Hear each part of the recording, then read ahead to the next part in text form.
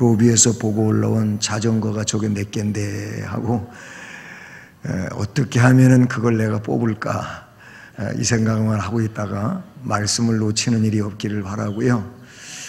말씀의 은혜가 충만한 여러분 되셔서 자전거 뽑힌 것보다 더 기쁨이 우리에게 함께하기를 간절히 소원합니다. 오늘은 성전의 회복. 이 성전의 회복이라고 하는 것은 곧 우리 수원성심교회 성전 회복이라고 하는 의미도 있겠지만은 그거보다는 우리 각자가 성령의 전이 되었기 때문에 저는 오늘 거기에다가 좀 더 무게를 두고 말씀을 증언하려고 합니다. 우리 모든 성령의 전인 우리들이 좀 회복이 돼야 되겠다. 그런 내용 아래서 말씀을 전하려고 합니다. 에스겔은요, 주전, 즉 BC 593년에 그발강가에서 하나님의 계시를 받기 시작을 합니다. 593년. 그러니까 예루살렘이 함락되기 한 10여 년 전이라고도 볼 수 있겠죠. 그래가지고 쭉 에스겔 1장에서부터 오면서 40장이 오늘 본문인데 40장이 시작되는 여기까지 이제 오게 되죠. 그리고 40장이 시작되는 본문으로부터 마지막 48장까지는 총 9장, 40장부터 시작되니까 48장까지 9장은 이 에스겔이 그발강가에서 하나님의 계시를 받아서 선포하기 시작한 때로부터 말하면 20년이 지난 상황입니다. 그래서 BC 573년에 받은 환상의 내용으로 40장은 시작이 됩니다. 그러니까 1장에서부터 40장까지는 40장이 시작되는 부분은 20년 후에 일이 된다, 이렇게 볼 수 있습니다. 에스겔은 환상 중에 장대를 든 사람의 인도를 받아서 새로운 성전을 관찰하게 됩니다. 그러면서 그 성전을 측량하라고 해서 측량하는 내용이 이제 40장에서부터 쭉 이어져 가게 되지요. 그런데 이 인도를 받아서 성전을 관찰하고 하는 그때가 언제냐면 오늘 말씀해 보니까 그날이 정월 10일이었다. 앞에 보면은 우리가 사로잡힌 지 25째 해, 성이 함락된 후로는 14째 해 첫째 달에, 그리고 열흘 10일 날, 그런 얘기죠. 사로잡힌 지는 25년 후고 성전이 함락된 때로부터는 14년 1월 10일 날이다, 이렇게 말씀에 기록하고 있죠. 바로 그날에 여호와의 권능이 내게 임하여 나를 데리고 이스라엘 땅으로 갔다. 지금 에스겔 선지자는 그발강가에서 계시를 받기 시작했고, 어쨌든 바벨론 땅에서 그가 포로민으로서 그렇게 이스라엘 백성들과 함께 하고 있었던 건데, 말씀해 보면 그때 나를 데리고 이스라엘 땅으로 가셨다. 고향 땅이죠. 약속의 땅이죠. 그 땅으로 데리고 갔어요. 이날은 이스라엘 백성들이 출애굽을 기념하기 위해 유월절을 예비하던 날이고요. 1월 10일 날은요. 그리고 이날은 약속의 땅 가나안에 승리의 입성을 하던 날이 되기도 하고요. 그것을 우리는 출애굽기 12장 3절이라든지 또는 4장 19절 말씀에서 그렇게 알 수가 있어요. 예. 그러니 에스겔은 바로 그날의 환상을 보게 되었는데 이것은 참으로 은혜로운 일이 아닐 수가 없다, 이렇게 볼 수가 있어요. 사실 예루살렘 성전, 즉 솔로몬 성전이죠. 솔로몬이 지었던 그 예루살렘 솔로몬 성전은 열왕기상 8장 10절과 11절 말씀에 보면은 아주 제가 간단히 그 말씀을 요약해 보면 하나님의 영광이 그 성전에 가득했다고 되어 있어요. 그러니까 성전을 짓고 봉헌식을 하게 될 때 구름이 임하여 빽빽한 구름이 그곳에 있어가지고 성전 안에 드나들 수도 없는 이런 상황으로 그 영광 앞에 정말 엎드릴 수밖에 없는 그런 때였었어요. 그러니까 솔로몬 성전에 임했던 그 하나님의 놀라운 영광이 에스겔서에 보게 되면은 떠나게 됩니다. 하나님의 영광이 떠나요. 하나님의 영광이 떠난다고 하는 것은 하나님이 그 성전에서 떠나가신다는 이런 얘기가 되는 거예요. 그 왜 그렇게 됐느냐? 에스겔서를 보게 되면은 에스겔 소명에 대한 이야기가 앞부분에 나오고 구체적으로 6장의 말씀부터 보게 되면은 이스라엘 백성들의 우상 숭배에 대한 이야기가 나와요. 그러니까 우상 숭배는 이스라엘 백성들의 타락이죠. 그래서 6장, 7장, 8장 우상 숭배와 타락에 대한 이야기가 나오고 9장의 말씀, 우리 한번 앞으로 돌아가 보십니다. 에스겔 9장 8장까지는 우상 숭배, 타락에 대한 이야기라 그랬죠. 자, 9장에 들어오면서 3절 말씀 한번 우리 같이 봉독해 보십니다. 시작. 그룹에 머물러 있던 이스라엘 하나님의 영광이 성전 문지방에 이르더니 여호와께서 그 가는 배옷 입고 서기관에 먹그릇을 찬 사람을 불러. 아멘. 그 이하에 이제 가증한 일 때문에 눈물 흘리는 자, 탄식하는 자의 이마에다가 표시를 해라. 그런 얘기로 이어져 가요. 그래서 이마에 먹표시가 된 사람들은 해를 입지 아니하고 표시 안 된 사람은 전부 다 멸망하고 죽는 얘기입니다. 그런데 문제는 그 3절에 그룹에 머물러 있던 이스라엘 하나님 영광이라는 말이 나와요. 그룹이 어디입니까? 성전 안에 바로 제단이라고 볼 수 있어요. 그곳에 계시던 하나님의 영광이 어디로? 성전 문지방으로 나오게 됩니다. 성전 드나드는 문지방까지 나오는 거예요.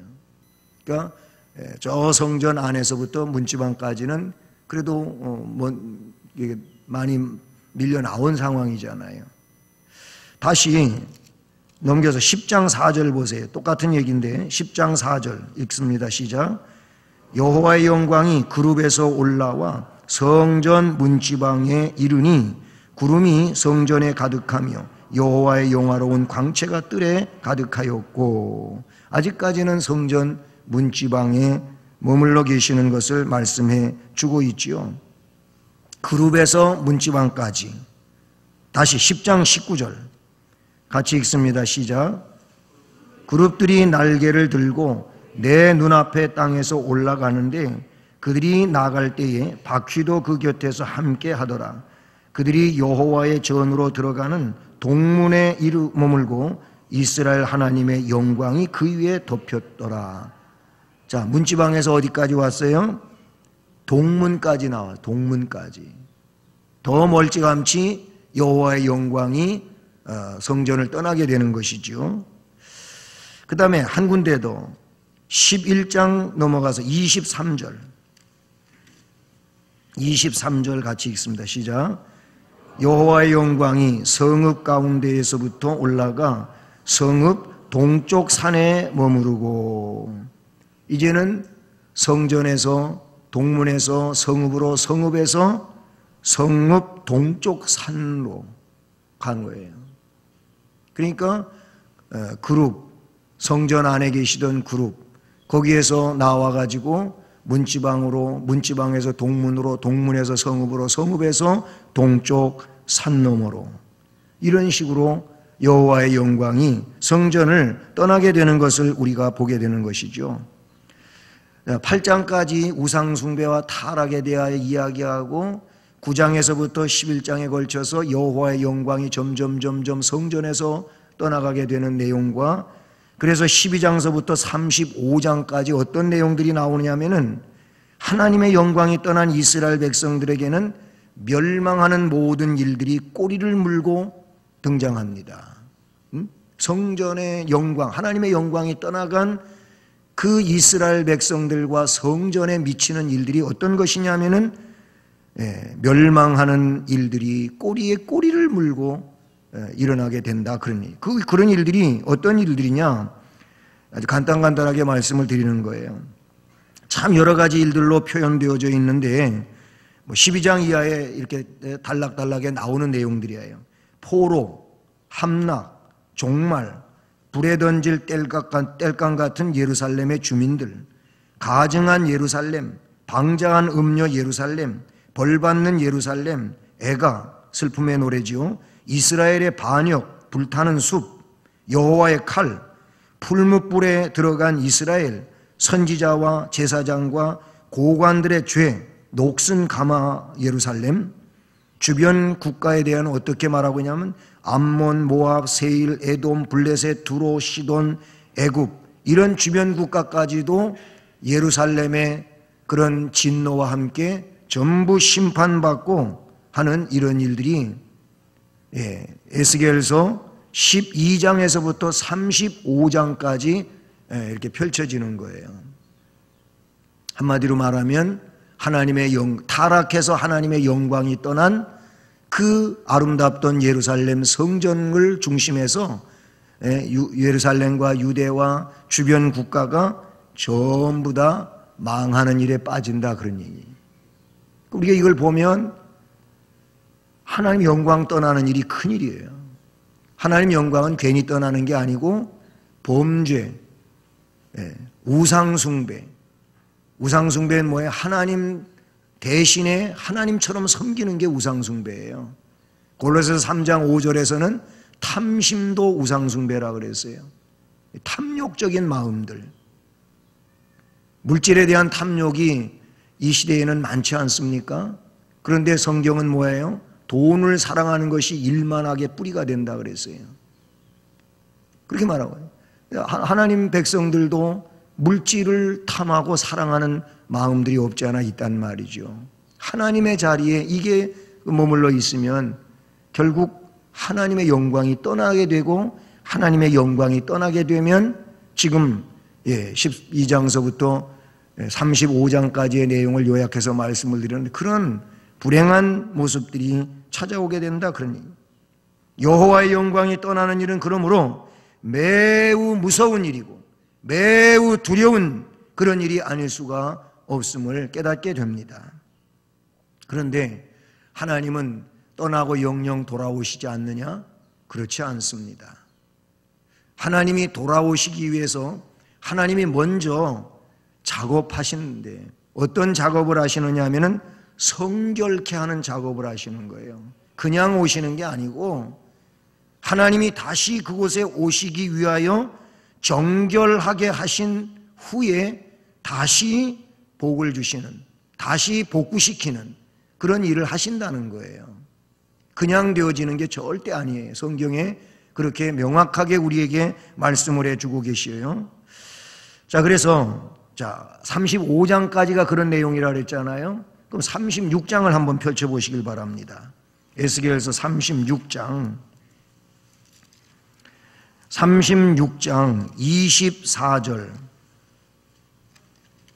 24절로 31절까지 말씀인데 24절부터 26절까지만 한번 봅시다. 24절로 26절 시작. 내가 너희를 여러 나라 가운데에서 인도하여 내고 여러 민족 가운데에서 모아 데리고 고국 땅에 들어가서 맑은 물을 너희에게 뿌려서 너희로 정결하게 하되 곧 너희 모든 더러운 것에서와 모든 우상 숭배에서 너희를 정결하게 할 것이며 또 새 영을 너희 속에 두고 새 마음을 너희에게 주되 너희 육신에서 굳은 마음을 제거하고 부드러운 마음을 줄 것이며. 아멘. 그 이하의 말씀이 이제 그래서 새롭게 해가지고 다 깨끗하게 씻어가지고 새 영을 너희에게 부어줘서 그래서 그 땅에서 살게 하는데, 그래서 그때 곡식도 풍성하게 되고 기근이 너희에게 닥치지 아니하게 될 것이고, 사실 하나님의 영광이 떠난 저들에겐 기근이 있었거든요. 곡식이 안 됐거든요. 어려움이 자꾸자꾸 더해갔거든요. 근데 하나님이 어떻게 해요? 모아 데리고 고국 땅으로 와가지고 맑은 물을 너희에게 뿌려서 너희로 정결하게 한다. 너희 모든 더러운 것에서, 모든 우상 숭배에서 너를 정결하게 한다. 새 영을 너희 속에, 너희 마음에 부어줄 것이다. 성령을 부어주신다는 것이죠. 정결하게 한다는 거예요. 정결하게 하지 아니하고는 회복이 될 가능이 없는 거예요. 정결하게 되어져야 회복되어지는 거예요. 여러분, 사도행전 2, 3장의 말씀에서도 베드로 사도도 베드로의 설교를 듣는, 그래서 찔림을 받은 사람이, 야, 말씀을 듣고 보니 우리가 큰 잘못을 했다. 그럼 어떻게 해야 되냐? 이런 상황에서 우리 어떻게 해야 되냐? 어찌할꼬 그랬어요. 그랬더니 뭐라 그랬어요? 각각 회개하라. 회개하고 그리스도 예수의 이름으로 세례를 받아라. 그리하면 성령이 너희에게 선물로 주어지게 된다. 거기도 그렇게 말씀하고 있지 않습니까? 정결하게 되어야 회복되어질 수가 있다는 것이지요. 이 말씀은 37장으로 넘어가십니다. 그 다음 장이죠. 4절로 6절 같이 봉독해 보십니다. 시작. 또 내게 이르시되 너는 이 모든 뼈에게 대답하여 이르시기를 너희 마른 뼈들아 여호와의 말씀을 들을지어다. 주 여호와께서 이 뼈들에게 이같이 말씀하시기를 내가 생기를 너희에게 들어가게 하리니 너희가 살아나리라. 너희 위에 힘줄을 두고 살을 입히고 가죽을 덮고 너희 속에 생기를 넣으리니 너희가 살아나리라. 아멘. 이 37장 말씀, 마른 뼈 골짜기에 대한 내용을 알고 계시잖아요. 이스라엘 백성들이 그렇다는 거예요. 이스라엘 백성들이 마치 저 골짜기에 죽어서 탈골되어 있는 마른 뼈들과도 같은 그런 존재라는 거예요. 그런데 이 말씀에 뭐라고 그러고 말씀하십니까? 생기를 너희한테 주겠다. 생기가 들어가게 하겠다. 생기가 너희에게 들어가면 너희가 살아난다. 이렇게 말씀하고 있어요. 너희 위에다가 힘줄을 두고 뼈밖에 없는 이런 앙상한 생명 없는 존재에게 힘줄을 입히고 살을 입히고 가죽을 덮고 그 속에 생기를 넣으리니 너희가 살아나리라. 그렇게 해서 생기가 들어오게 되고 그들이 일어나게 되는데 큰 군대로 일어나더라. 이렇게 말씀하고 있어요. 36장에서 37장에서 전부 뭘 이야기하냐면은 정결하게 해서 다시 세우겠다는 겁니다. 이게 하나님의 역사예요. 그런 이후에 어떤 결과가 오냐면 하나님의 영광이 다시 돌아오는 거예요. 이 에스겔 48장까지 아주 긴 내용이고 읽어도 무슨 내용인지 잘 모르고 그냥 지루하기만 하고 무슨 바퀴가 어쨌고 하면서 에스겔서가 그래요. 무슨 이상이 많이 나오고 환상이 많이 나오고. 근데 제가 에스겔서 전체 내용을 아주 간단하게 여러분에게 요약해서 지금 말씀을 드리고 있는 거예요. 이스라엘 백성 타락, 하나님 영광 떠났어. 그래서 이들에게는 정말 있어서는 안 될 비극적인 일만 닥쳐오게 됐어요. 하나님은 그 백성을 다시 긍휼히 여겨주셔서 그들을 다시 불러들이는데 새롭게 하시는, 새롭게 하셔가지고 그래서 새 영을 그들에게 부어주는 거예요. 생기가 들어오니까 마른 뼈 같은 존재가 살아나게 된다. 그런 얘기. 그 에스겔 37장 14절을 보세요. 14절 같이 읽어봅니다. 시작. 내가 또 내 영을 너희 속에 두어 너희가 살아나게 하고 내가 또 너희를 너희 고국 땅에 두리니 나 여호와가 이 일을 말하고 이른 줄을 너희가 알리라. 여호와의 말씀이니라. 아멘. 하나님이 하시는 일이라 그런 얘기예요.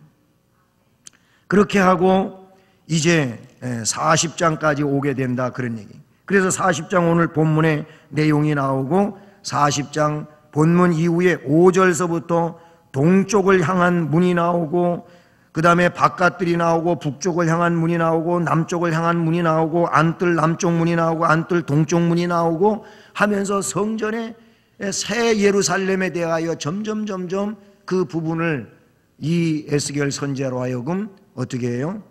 측량하게 한다, 그런 얘기죠. 자, 그렇게 해서 40장 1절 2절 오늘 말씀에서 뭘 이야기를 하고 있냐면은 그때에 어떻게 되는 거예요? 나를 데리고 이스라엘 땅으로 가시는데 하나님의 이상 중에 나를 데리고 이스라엘 땅에 이르러 나를 매우 높은 산 위에 내려놓으시는데 거기에서 나무로 향하여 뭘 봐요? 성읍 형상 같은 것이 있더라. 그곳에서 봤는데 성읍 형상 같은 것을 보게 돼요. 그러면서 3절에 다시 나를 데리시고 거기에 이르시니 모양이 놋같이 빛난 사람 하나가 손에 삼줄과 측량하는 장대를 가지고 문에서 있더니. 아멘. 누구예요? 우리 주님이셔. 주님이 에스겔로 하여금 함께하면서 측량할 것을 말씀을 해주고 있어요. 여기에 나오고 있는 이스라엘 땅에 이르렀다, 돌아오는 거예요. 장차 이스라엘 백성들이 포로에서 귀환되게 되겠죠. 그리고 새 예루살렘에 들어오게 되는 겁니다. 물론 이것은 궁극적으로는 우리가 장차 가야 될 영원한 하나님의 나라를 두고 말씀하는 내용이기도 하지요. 자, 그런데 44장으로 가봅니다. 43장부터 43장 2절 말씀 같이 봉독해 보십니다. 시작. 이스라엘 하나님의 영광이 동쪽에서부터 오는데 하나님의 음성이 많은 물소리 같고 땅은 그 영광으로 말미암아 빛나니. 아멘. 아멘이죠. 그렇죠? 예, 이스라엘 하나님의 영광이 어디에서 와요?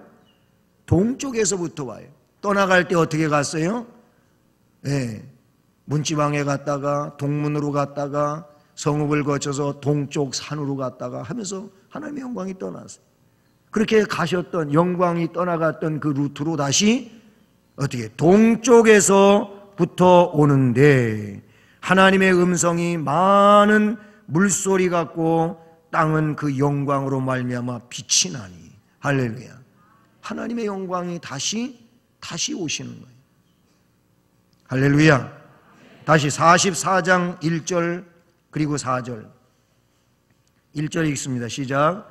그가 나를 데리고 성소의 동쪽을 향한 바깥문에 돌아오시니 그 문이 닫혔더라. 4절. 그가 또 나를 데리고 북문을 통하여 성전 앞에 이르시기로 내가 보니 여호와의 영광이 여호와의 성전에 가득한지라 내가 얼굴을 땅에 대고 엎드리니. 아멘. 말씀이 그대로 나와요. 나를 데리고, 에스겔을 데리고 성소의 동쪽을 향한 바깥문에 돌아오시니. 그곳에 계시다가 떠났었잖아요. 근데 그곳에 다시 오셨어요. 그리고 4절에서는 그가 또 나를 데리고 북문을 통하여 성전 앞에 이르시기로 내가 보니 여호와의 영광이 여호와의 성전에 가득한지라. 성전에 돌아오셨습니다. 할렐루야. 이렇게 일찍이 성전의 타락과 우상 숭배로 여호와의 영광이 예루살렘에서 떠나는 이상을 보았던 에스겔은 19년 만에 다시 그 하나님의 영광이 예루살렘으로 되돌아와서 새로운 성전에 임하는 이 내용을 보았다. 할렐루야. 그랬습니다. 환상 중에 매우 높은 산 위에 서 있으면서 에스겔은 거기서 마치 성읍처럼 보이는 큰 성전을 보았는가 하면은 다시 성전 동양한 문에까지 오고 성전 안의 모습까지도 보는 이런 상황에 대하여 말씀해 주고 있는 것을 보게 되는 것이죠. 그렇게 해서 앞에서 살펴봤던 것처럼 36장에 새 영을 부어준다든지 37장에 마른 뼈들에게 생기가 들어가게 한다든지 이런 내용을 거쳐서 이제 47장으로 이어지게 되는데, 그럼 하나님의 영광이 다시 성전에 임하시고 이렇게 이들이 회복되어진 상태에서 그럼 47장의 내용은 어떤 내용이냐? 우리가 잘 알고 있는 것처럼 성전 제단 밑에서부터 흘러나오는 물이 강을 이루고 바다를 이루는 이런 내용에 대하여 말씀하고 있지 않습니까? 우선 47장 1절 읽습니다. 시작. 그가 나를 데리고 성전 문에 이르시니 성전의 앞면이 동쪽을 향하였는데 그 문지방 밑에서 물이 나와 동쪽으로 흐르다가 성전 오른쪽 제단 남쪽으로 흘러내리더라. 아멘. 성전 제단에서 나오는 물입니다. 아니 무슨 성전 제단에서 물이나 물 나오면 이거 뭐 제단이 잘못된, 여기서 말하는 그런 물을 말하는 게 아니에요. 이것은 말씀의 강물을 말하는 겁니다. 할렐루야. 말씀의 강물이에요. 말씀의 강물. 이제 성전에서 아까 오전 예배 때는 하늘의 문이 열리고 뭐가 됐어요? 그곳에 뭘 봤어요? 언약궤를 보았잖아요. 언약궤. 마찬가지예요. 그 말씀의 제단 밑에서 말씀의 강물이 샘솟아 나오는 거예요. 그래가지고 그 말씀의 물이 흘러내리는데 9절 다 읽을 수는 없으니까 9절 시작. 이 강물이 이르는 곳마다 번성하는 모든 생물이 살고 또 고기가 심히 많으리니 이 물이 흘러 들어가므로 바닷물이 되살아나겠고 이 강이 이르는 각처의 모든 것이 살 것이며. 아멘. 건너뛰어서 12절 시작. 강 좌우가에는 각종 먹을 과실나무가 자라서 그 잎이 시들지 아니하며 열매가 끊이지 아니하고 달마다 새 열매를 맺으리니 그 물이 성소를 통하여 나옴이라. 그 열매는 먹을 만하고 그 잎사귀는 약재료가 되리라. 아멘. 예. 그 물이 흘러가는 곳마다 생명의 역사가 일어나는, 생명의 역사. 말씀의 강물이 가는 곳마다 구원하는 생명의 역사가 일어나게 되는 줄로 믿습니다. 결론적으로 에스겔서 다 마치는 거예요. 48장 마지막, 48장 35절이 마지막인데요. 그 말씀을 읽습니다. 시작. 그 사방의 합계는 18,000척이라 그날 후로는 그 성읍의 이름을 여호와 삼마라 하리라. 아멘. 여호와 삼마가 뭔지 아세요? 여호와께서 거기 계시다. 하나님이 거기 계시는 성이 된 겁니다. 할렐루야. 하나님이 거기 계신다고 하는 이 내용은 뭐냐면 하나님의 통치가 이루어지는 것을 말하고 하나님의 통치는 온전한 그리고 인간이 바라는 최고의 통치를 말하는 거예요. 그 통치가 이루어지게 되면 복인 것이죠. 거기에는 눈물도 없고 한숨도 없고 근심도 없고 걱정도 없고 고통도 없고 뭐 아멘이 이렇게 없나 몰라. 그거 없는 게 안 좋은 거예요? 그게 있는 게 안 좋은 거지. 왜 아멘들을 안 하셔? 없는 곳이에요. 요한계시록에 보니까 하나님이 친히 빛이 되셔서 거기는 그래서 햇빛이 쓸데없다 그랬어요. 우리는 지금 햇빛 때문에 살고 있지만은 햇빛이 그곳에 있을 때, 왜냐하면 하나님이 친히 빛이 되시니까. 하나님이 멸망할 저들을 다시 긍휼히 여기셔가지고 그들에게 새 영을 부어주시고 맑은 물로 씻어주시고 마른 뼈같이 죽은 생명인 그들을 어떻게 그냥 생기를 불어넣어가고 살려가지고 그래서 그곳에서 생명의 역사를 이루게 하시는 거예요. 어떻게? 말씀의 강물을 먹고 살면서. 여러분, 말씀의 강물을 많이 먹고 사는 자가 되기를 주님의 이름으로 축복합니다. 에스겔서 1장부터 48장 굉장히 긴 거예요. 근데 이제 다 이해가 되셨나 모르겠어요. 에스겔서는 그러니까 무지무지 재밌는 말씀이에요. 앞으로 이 말씀을 읽을 때에는 야, 그런 거구나, 그런 거. 오늘의 이 말씀의 가르침에 대한 교훈을 잊지 마시고 에스겔서를 읽으면서 우리가 어떤 존재인지를 한 번 더 깊이 깨달으시면서 큰 은혜의 이런 심령들 되시기를 주님의 이름으로 축복합니다.